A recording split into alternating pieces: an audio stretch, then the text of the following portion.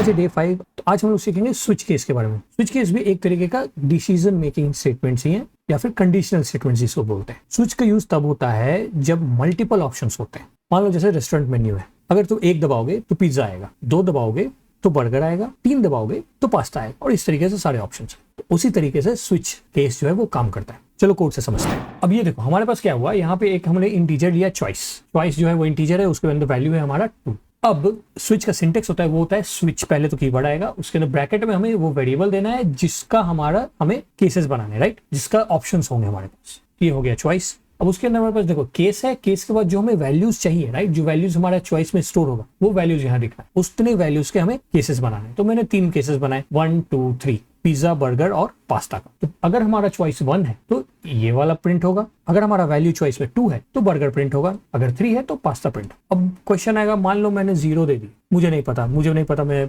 क्या खाना है, तब वैसे केसेस में डिफॉल्ट केस आता है जिसमें कि अगर तुमने इनवैलिड कोई वैल्यू दिया या वैल्यू दिया ही नहीं तो ये इनवैलिड चॉइस प्रिंट आएगा, क्योंकि ये डिफॉल्ट के अंदर चला गया। तो अभी हमारे पास चॉइस 2 है तो ये आएगा, ये प्रिंट करेगा बर्गर। चलो आज का असाइनमेंट देता हूँ। एक तुम्हें कैलकुलेटर बनाना है, मिनी कैलकुलेटर। ओके, अब उस कैलकुलेटर में तुम्हारे पास ज्यादा नहीं 4 ऑपरेशंस होंगे, plus minus multiply and division, ये चारों ऑपरेशंस होंगे। अब तुम्हें स्विच की मदद से ये चारों ऑपरेशंस करने हैं, और कोई भी एक इनपुट ले लेना चॉइस, और चॉइस में तुम्हारा 1 में रख देना, प्लस 2 में माइनस, इस तरीके से, और जो भी चॉइस प्रेस होगा उस हिसाब से तुम्हें 2 वेरिएबल्स के अंदर ऑपरेशन करके उसका रिजल्ट तुम्हें प्रिंट करा। बहुत ही सिंपल है, थोड़ा सा दिमाग लगाना बन जाए, और कमेंट में जरूर शेयर करना अपना को। डे 6 में हम लोग बात करेंगे टर्नरी ऑपरेटर के बारे में। तो अगर आपको अच्छा लग रहा है तो एक लाइक छोड़ते जाना। मिलते हैं अगले शॉट में, एंड ऑल गुड।